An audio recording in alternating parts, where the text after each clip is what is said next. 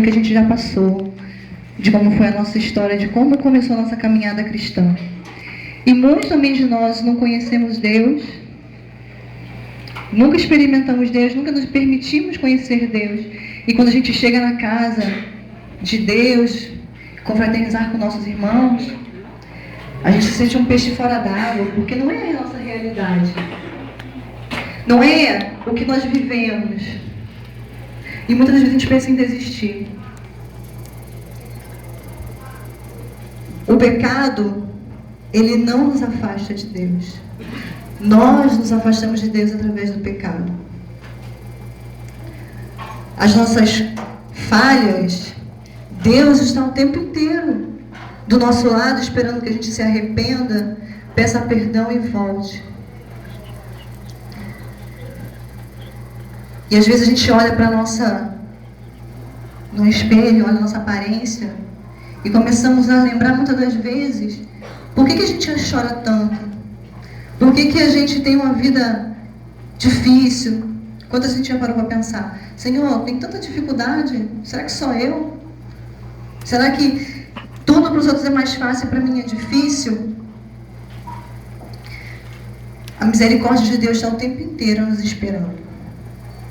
Há tempo para todo mundo. Há tempo de conversão toda hora. Basta só um minuto nós pararmos e olharmos fixamente no olhar do Senhor. Se aquela irmã Luísa tivesse desistido da sua cura, não tinha se espremido no meio daquela multidão para tocar na orla do manto do Senhor. Se aquele cego não acreditasse que Jesus pudesse curá-lo, ele não gritava, pedindo que o Senhor fosse até o encontro dele. É a mesma coisa com o nosso pecado, com as nossas falhas, com aquilo que a gente carrega na nossa própria história. Porque às vezes a gente olha para nós mesmos, a gente tem vergonha de ser o que a gente já foi. A gente não deve ter vergonha do que fomos. O que fomos, o que fizemos, são testemunha para outros. Para que eles olhem para nós, vejam que existe um Deus que pode mudar qualquer pessoa. Vamos pegar a palavra em Tiago 4.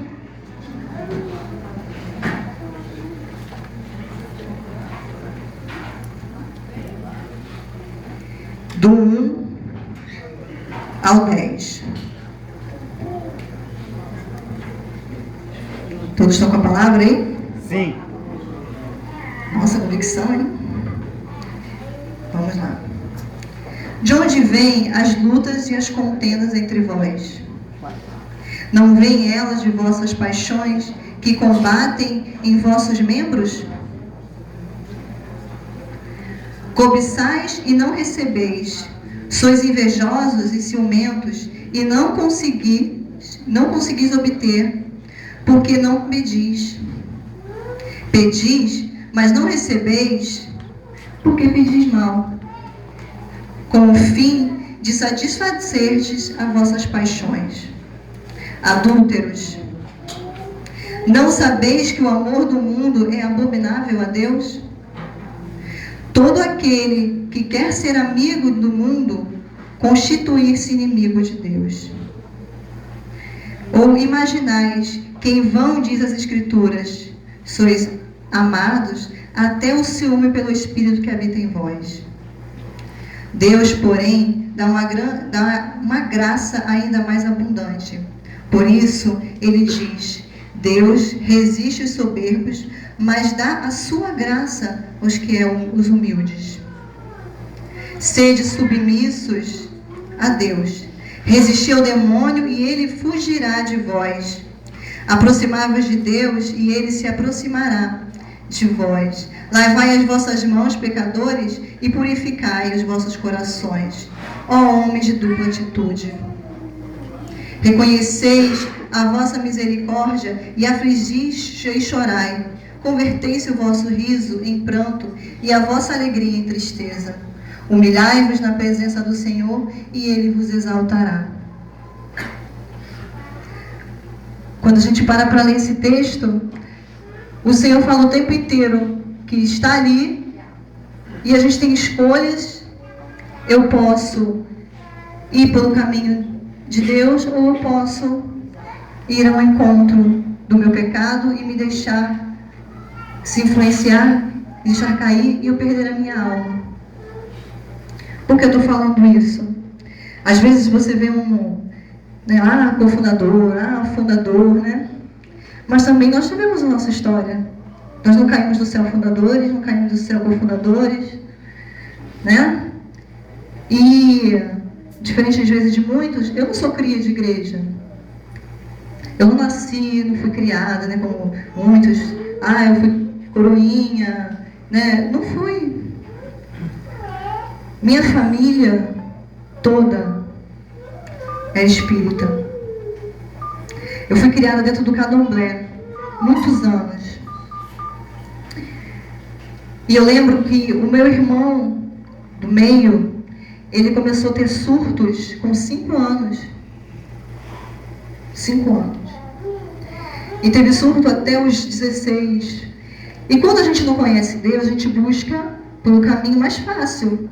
Pelo caminho que nós achamos que é correto, que vai salvar, que vai melhorar. Meu pai já não aguentava mais ver o meu irmão surtar, porque meu irmão via, meu irmão sentia, e muito jovem.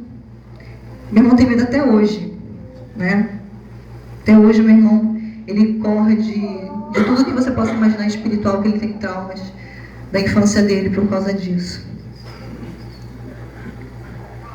E com isso, meu pai ia mergulhando mais ainda no espiritismo. E quando eu completei meus 13 para 14 anos,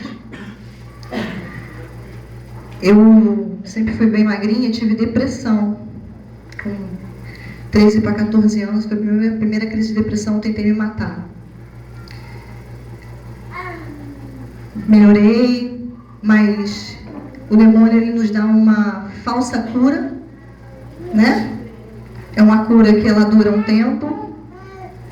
Quando eu fiz 14 anos, eu caí de novo, fiquei muito mal. E com 15 anos, meu pai falou pra mim assim: olha, lá no centro falou que você tem que vestir roupa, porque senão você vai acabar morrendo. Eu vesti a roupa de 8 anos, eu tinha 15 e vesti a roupa de 8. Então, né, eu sou magrinha, imagina. Muito mais magrinha. Magrinha, viu, Rodolfo?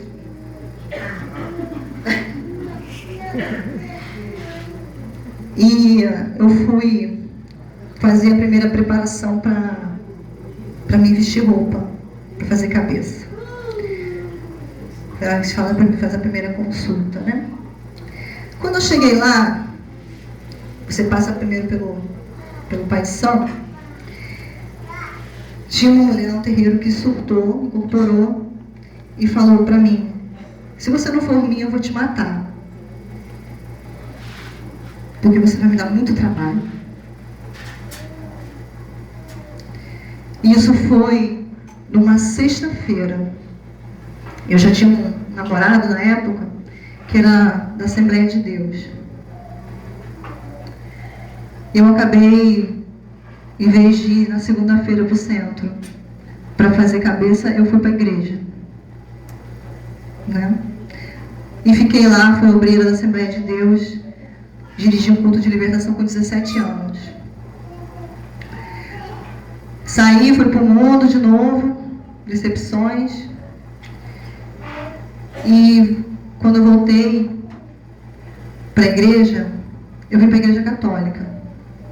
Eu conheci o Padre Jorge. O Padre Jorge tinha, acho que um mês de ordenado, se eu não me engano. Pouco tempo o Padre Jorge tinha de ordenado. E ele falou assim: vamos, começa no crisma. Né? Porque eu já tinha os primeiros sacramentos. Começa na crisma. E aí começou uma história complicada. Porque tudo aquilo que eu achei que eu tinha sido liberta, porque eu tinha aceitado Jesus na Assembleia, e por o tempo que eu tinha passado dentro da igreja, eu achei que eu estava bem, mas eu não estava. A Cristiane Misericórdia, que está lá para dentro, poderia até dizer do meu lado como foi o meu primeiro retiro. Eu passei o meu primeiro retiro espiritual, trancada no quarto, passando mal. Muito mal. Vocês não têm noção de como eu passei mal. Eu não conseguia ficar na sala de palestra. Eu não tinha condições de ficar. Tudo que falava agredia o profundo do meu coração. Parecia que tinha algo querendo sair de dentro de mim.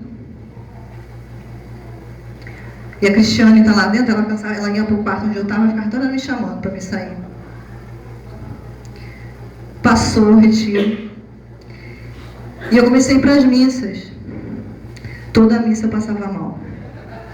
Toda missa eu passava mal. Eu não conseguia participar de uma missa. A luz da igreja me incomodava. O ventilador me incomodava.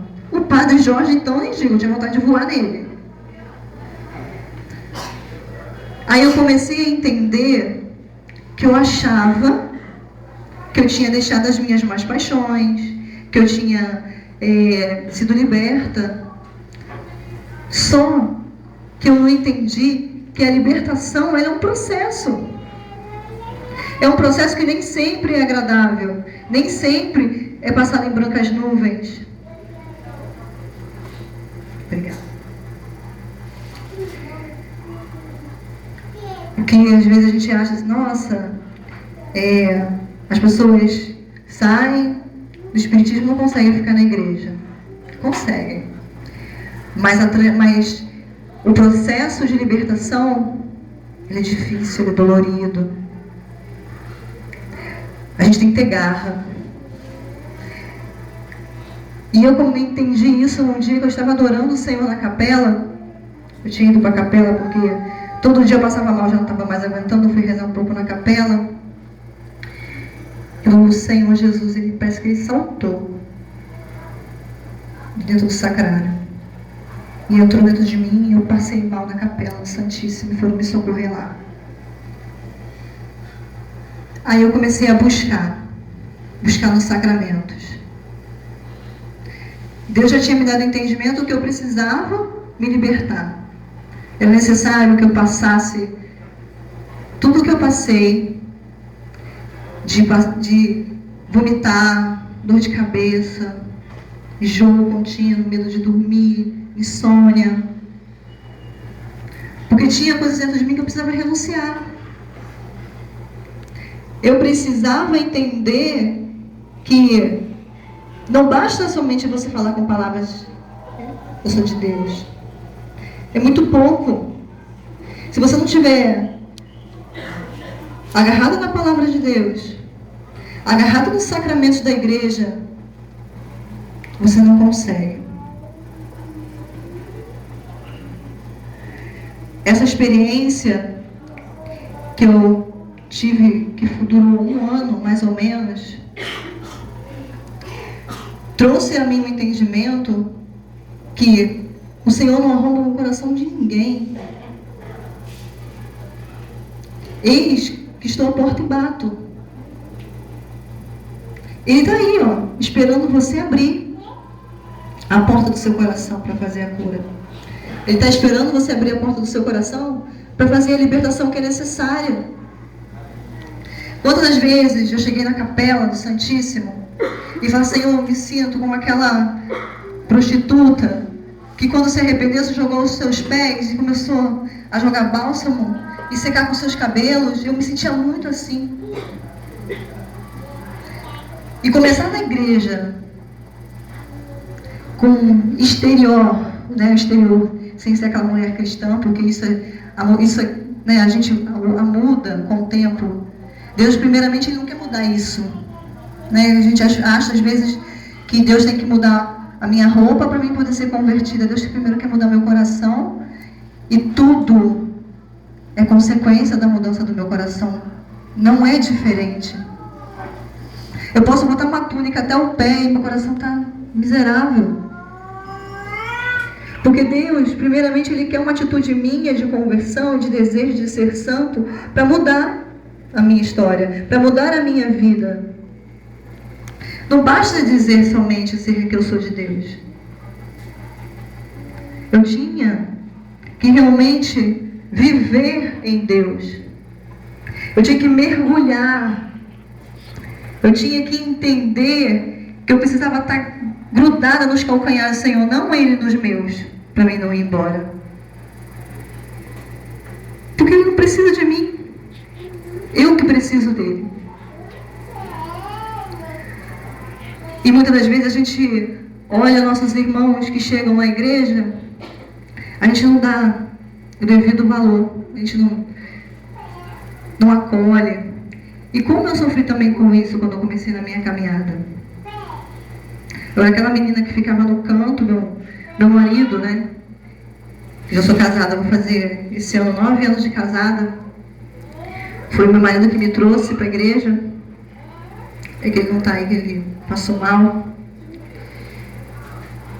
E ele que me ensinou a caminhar, que me ajudou nesse período todo que eu passei de libertação, de mudança, de não deixar eu desistir. Quantas das vezes eu falei assim, eu não vou mais para a igreja. Vou para a missa para ficar passando vergonha. Vou para a missa para ficar passando mal. O Padre Jorge, quando falava de mim, falava assim, Soraya, só Jesus. Soraya, só Jesus. Porque eu era uma pessoa seca.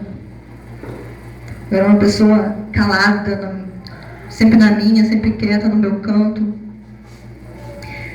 Mas quando a gente tem aquela experiência de Deus transformadora, quando a gente se permite ser tocado pelo Senhor, Ele transforma tudo.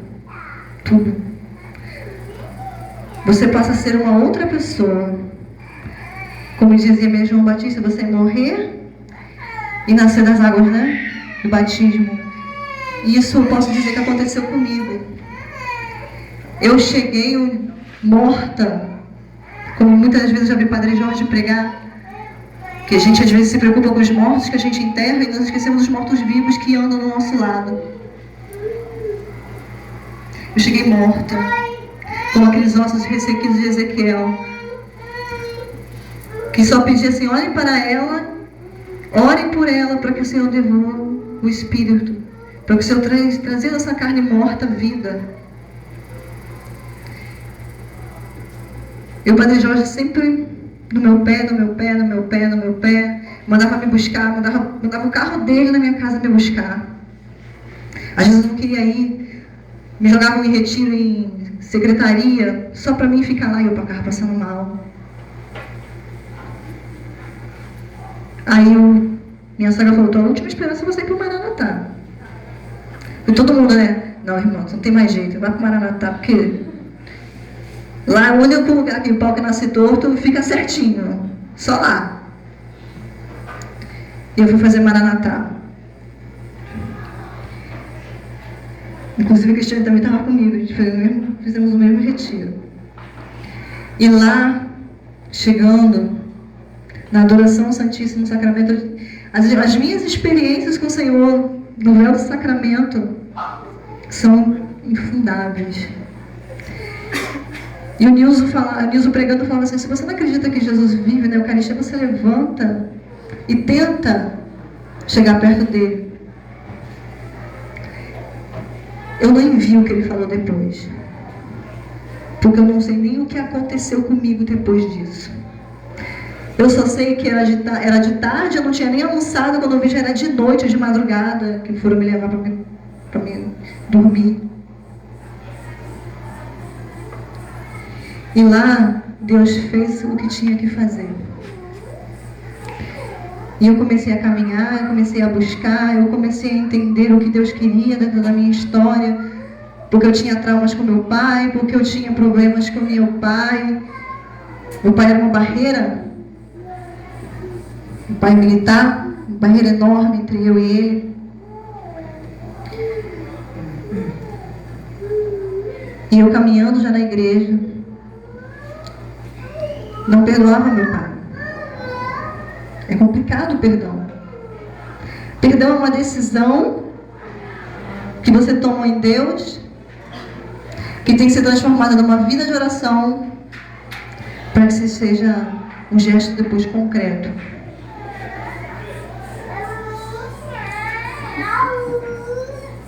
Lá eu fui liberta, no Maranatá, através do Santíssimo Corpo do Senhor. E por isso, né, que a maior felicidade que Deus podia ter me dado foi um dia ter me chamado para ser ministro.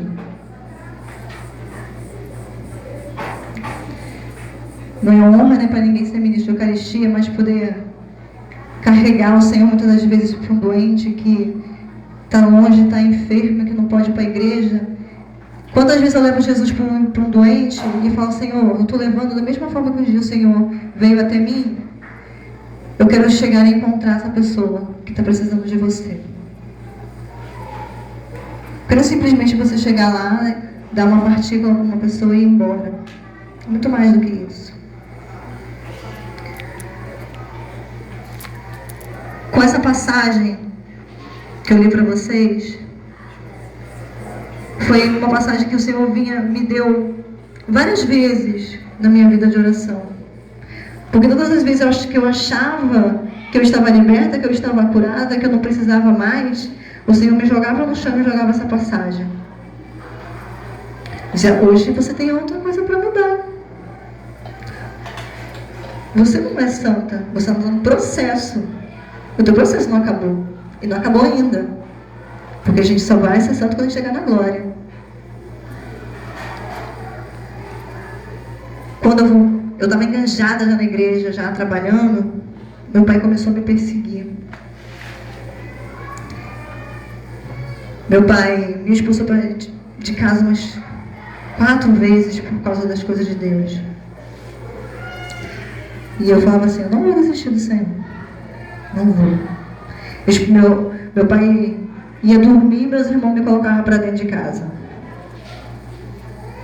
Eu esperava meu pai dormir para mim dormir. Porque eu ficava na rua, no portão, esperando meu pai dormir. Mas eu queria ser de Deus. Aquela experiência que o Senhor me fez viver, ela ficou impregnada no meu coração de tal forma que eu nunca mais consegui deixar. E disse um dia para o Senhor, Senhor, eu quero viver a minha vida em prol daqueles que também precisam, que viveram a mesma coisa que eu, que tiveram uma história parecida com a minha. Eu quero poder amar. Eu quero poder olhar para Ele e me ver, me enxergar nele, para que eu possa levar, muitas das vezes, o mesmo olhar que o Cristo me deu naquele dia, levar para essa pessoa. Mas para isso, eu preciso mudar. Eu preciso renunciar ao meu pecado, eu preciso renunciar às minhas más paixões, eu preciso me livrar dos ciúmes, da inveja. Eu preciso me livrar dos pactos que eu fiz, das palavras de maldição que eu joguei para mim mesma, das palavras de maldição que lançaram contra mim, das raízes que me impedem de ser livre, que me impedem de voar e fazer o que Deus quiser que eu faça. Como é que eu posso dizer para você que, Deus cura, e dizer, pô, irmão, eu não perdoo meu pai, eu não perdoo a minha mãe, eu sou uma mulher de Deus, comungo todo domingo, me confesso e digo, põe um galinho atrás da porta, um copinho d'água, bota uma vassoura de toalha. Isso não condiz com aquilo que eu falo, com aquilo que eu estou querendo viver. E o Senhor chamou vocês hoje aqui para isso, para mostrar para vocês, falar assim, olha, vocês podem ter vivido tudo, mas o meu amor, a minha misericórdia, ela está sempre te esperando. Sempre. Ainda há tempo para você. Ainda há tempo para você que tem as suas más paixões, que tem problema na sua sexualidade, na sua afetividade.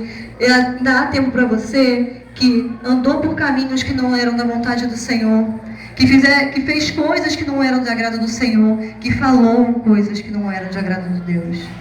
Ainda há tempo. Ainda há tempo de você mudar a sua história, de você mudar o seu coração. Vamos ficar de pé?